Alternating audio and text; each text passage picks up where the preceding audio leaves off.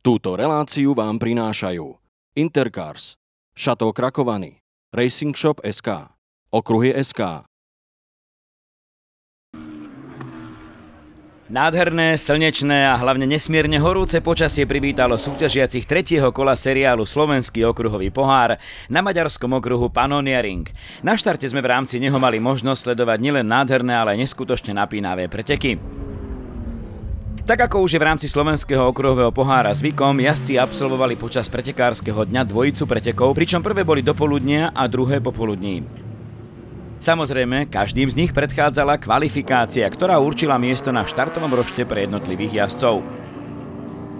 Ako prvá sa na trati predstavila skupina Small Touring Cars. Tu v oboch pretekoch dominoval Rakúšan Peter Entenfellner, ktorý zároveň vyhral aj svoju triedu vozidiel do 2 litrov do 1000 kg.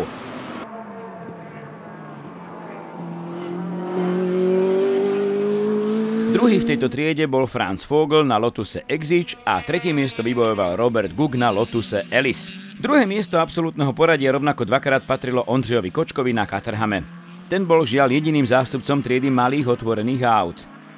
Tretie miesto celkového poradia v pretekoch, ale aj prvé v triede do 3 litrov vybojovala v prvých pretekoch Rakúšanka Brigitte Schmalzl na Mercedese. Druhé patrilo Andrému Mašekovi, pričom v druhých pretekoch si pozície táto dvojica vzájomne vymenila. Tretie miesto v oboch pretekoch patrilo Tomášovi Zabloudilovi. V triede do 2 litrov nad 1000 kg sme mali možnosť sledovať tvrdé súboje počas celých pretekov. V prvých z nich vyťažil najviac zo situácie Erwin Čefalvaj.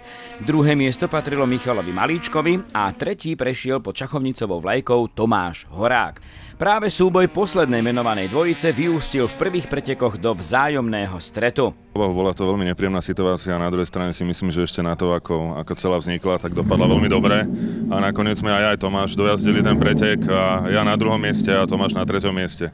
V druhých pretekoch patrilo víťazstvo Malíčkovi, druhé miesto Čefalvajovi a tretie opäť Horákovi. Igor Vék sa v tohtoročnej sezóne na trati veľmi neohrial, keď mu v Brne najskôr odišiel motor, na Slovakia Ringu ho zase zostrelil jeden zo súperov. Tu na Pannonia Ringu sa Igorovi darilo, pričom vyhral triedu do 1,6 litra. Druhých skončil Juraj Gajer. Áno, vyzerá dobre. Zase musíme nastavovať určité veci, čo sme už mali nastavené, ale vyzerá to nádejne dneska, že mali by sme to dojazdiť. Ako druhé na trať vybehli vozidlá zaradené do cupových pretekov, pričom sa divákom predstavili dve samostatné bodované skupiny, čiže Lotus Cup a Mazda MX-5 Cup.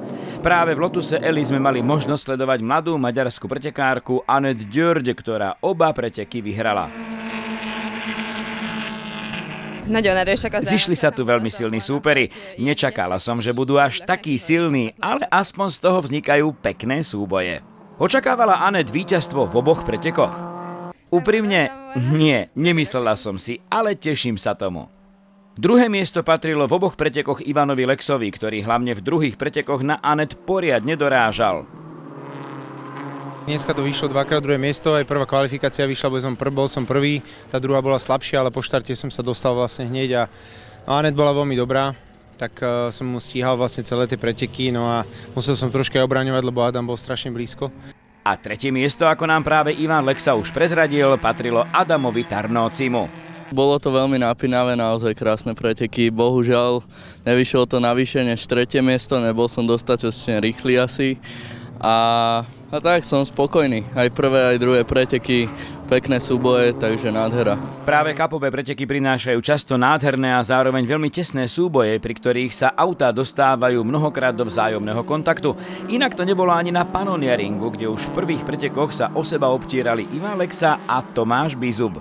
Tie ťukance boli dva v podstate pri predbiehacích manévroch, ale tak ako to ku kapovke patrí, hej. Dnes to vyslovene nejaké rany, je to vyslovene šuchance, že poškrabané nálepky, trochu lak, dokopy nič vážne sa nestalo. Obdobné súboje sme mali možnosť sledovať aj v prípade Mazda MX-5 Cupu, kde sa Tibor Gloznek takto pokúšal vyliezť na Martina Hlavnu. Bol to čistý súboj, raz vpredu, raz zozadu, ale pekne sme to vymenili, parázy. Tretie miesto v prvých pretekoch patrilo Rasťovi Salajovi, v druhých Martinovi Hlavnovi. Majo Bona sa v predchádzajúcich pretekoch doslova trápil so svojím autom. Tu na Pannonia Ringu si na svoje konto pripísal 2 druhé miesta. Je to taká malá náplasť po nešťastnom Slovakia Ringu, kde mi auto vlastne 2-krát sa pokazilo. A tak som si trošku napravil svoje sebavedomie. Víťazstvo v oboch pretekoch Mazda MX-5 Cupu si odviezol Lukáš Koník. V podstate som veľmi spokojný, lebo auto po Slovakia Ringu konečne začalo fungovať a hneď od prvej chvíle všetko super šlápe, nemusíme nič nastavovať. Skupina Big Touring Cars, v ktorej jazdia najobjemnejšie a tým pádom aj najsilnejšie vozidlá, sa v dramatickosti nedala rovnako zahambiť. Už v prvých pretekoch sme mali možnosť sledovať nádherný súboj medzi Procházkom a Durasom, z ktorého nakoniec vyšiel víťazne ten druhý. V poslednom kole kolega Procházka ma obehol. Bola tam dosť veľká premávka, ale nakoniec to vyšlo. Potom prebrzdil zákrutu vyšiel na trávu, takže mi to nakoniec vyšlo, tak som veľmi rád. Ako videl tento súboj z vlastného pohľadu Jirko Procházka? Celý závod jsem si užil, protože v podstatě jsem předjížděl jedno auto za druhým. Podařilo se mi dojet i Martina Durase a předjet ho. No a v posledním kole jsem byl moc optimistický. Vypadalo to, že bych mohl předjet i tu Z4. Dělal jsem chybu, šel jsem do hodin a ztratil jsem to první místo ve třídě. V prípade druhých, čiže popoludňajších pretekoch, bolo už pred ich štartom jasné, že aj tieto budú neskutočne zaujímavé. Dôvodom bol štart už spomínaného Jiřího Procházku z poslednej pozície, ktorý kvôli drobným technickým problémom neabsolvoval druhú kvalifikáciu. Ten nielenže poriadne zabojoval už na štarte, ale v priebehu pár kôl začal dýchať na chrbát Martinovi Durasovi. Byl to neskutečný závod, takhle jsem si ještě nikdy nezazávodil, tolik aut, co jsem musel předjíždět.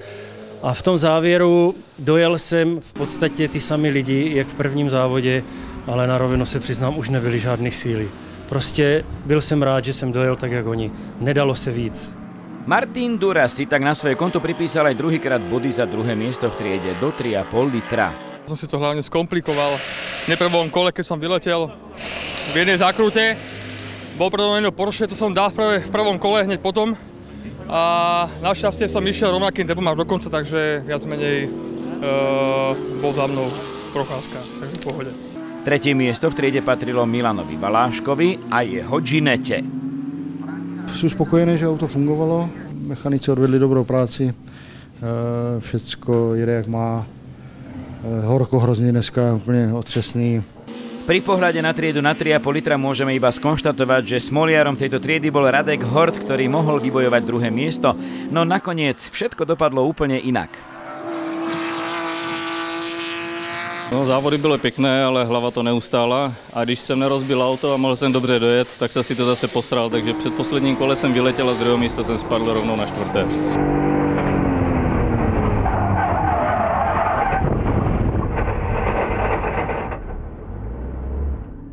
Na najnižší zostupienkou pre víťazov tak dvakrát vyskočil Rudo Machánek. Máš na to, že tu bolo veľké teplo, všetko v poriadku. A síce trať, čo není obľúbená moja, pretože je strašne šmíklavá, strašne veľa bordelu je na trati, takže dosť to šmíkalo to auto. Body za druhé miesto v triede na 3,5 litra si z oboch pretekov odviezol Jan Baláš a víťazstvo jeho menovec Marcel Baláš. Absolútnym víťazom oboch pretekov BTC sa stal Rudolf Radič na Radikále. Škoda, že teda tá konkurencia je v tej mojej triede slabá tentokrát a verím, že na budúce to bude lepšie. Každopádne ten tlak aspoň na štarte bol zaujímavý, aj keď som očakával, že bude trošku väčší, minimálne z toho druhého miesta, ale tak všetko to vyšlo. Hovorím, aspoň tam boli okolisti a nenudil som sa. Tretie kolo, ktoré sa konalo na Pannonia Ringu, zároveň uzavrelo prvú polovicu tohtoročného seriálu Slovenský okruhový pohár. S jeho priebehom bol spokojný aj jeden z hlavných organizátorov, Miky Čambal.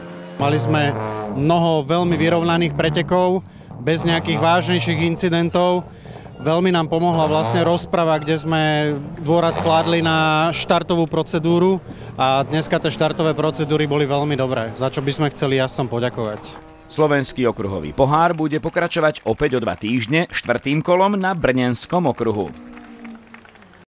Túto reláciu vám prinášajú Intercars, Chateau Krakovany, Racing Shop SK, Okruhy SK,